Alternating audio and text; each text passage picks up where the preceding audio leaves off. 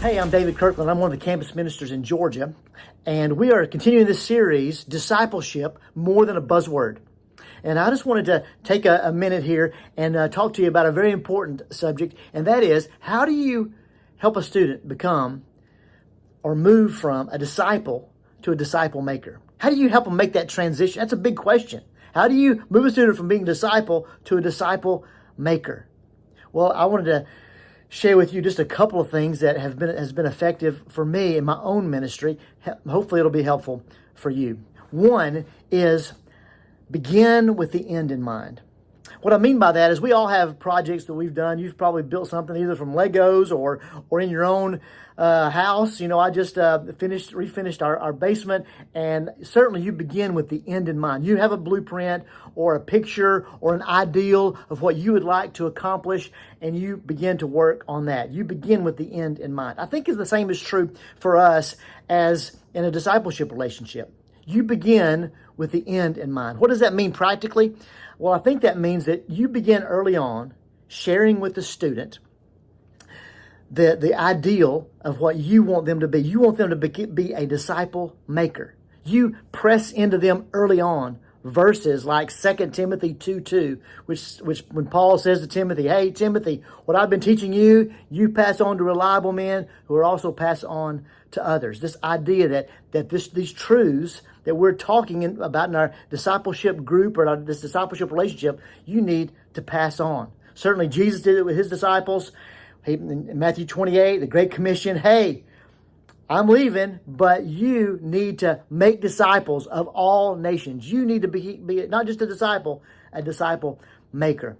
And we need to help them early on understand those truths that they're learning are truths that need to be told and need to be passed on. And so giving a student a picture or a blueprint, if you will, of what you want them to be early on can help them and keep them focused on this idea as we relate to them over time. The second thing that I think has been helpful for me is giving them, and it kind of relates to the first, giving them transferable truths. As you meet with a student and as you attempt to give them, truths, you want to give them simple, transferable truths that they can easily pass on. And then challenge them to take that truth that you just shared with them and pass it on.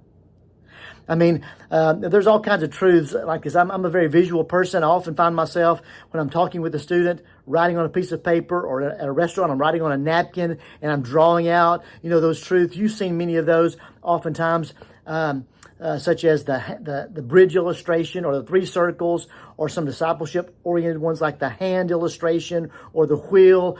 There's all kinds of ones. I've even made up a few of my own in an attempt to try to transfer truth to a student, to try to get them to understand what this truth is, and maybe in a visual sort of way. And if you can get them as they give them a transferable truth and then challenge them to pass that truth on to someone. I've been meeting with a group of students this whole semester, and they know at the end of our time together, I'm going to give them homework. And the homework, one of the elements of their homework is always, hey, take what we just learned, or an element of what we just learned, and pass it on. Tell somebody. It doesn't have to be somebody you're discipling or somebody that's a non-Christian necessarily. Just someone that you can just tell this truth to. Maybe it's your roommate or your best friend or your pastor even. Just pass this truth on and getting them into the habit of taking this transferable truth and passing it on. They may not be ready to be a disciple maker yet, but you're getting them in the habit early on to transfer those truths that you've been giving them. And I think as you do that, they'll be much more likely to step into that role of a disciple maker when they are ready. When I was being discipled early on as a college student, one of the guys that was discipling me was a navigator. And one of the things that he pressed into me regularly was, who's your man? You got a man yet? And he was constantly telling me to find someone to pass these truths on to. Even when I was in a different city, a different state than he was writing me letters and cards. And on that postcard or that letter, he always ended it with, who's your man? Or how's your man? Consistently challenging me to be a disciple maker. I think if we can do that with a student, if we can help them begin with the end in mind, that we want them to be a disciple maker, and then hand them transferable truths that they can easily pass on to someone else and get them in the habit of doing that, I think can be a very, very big help of moving them from a disciple to a disciple maker. Hope this has been helpful.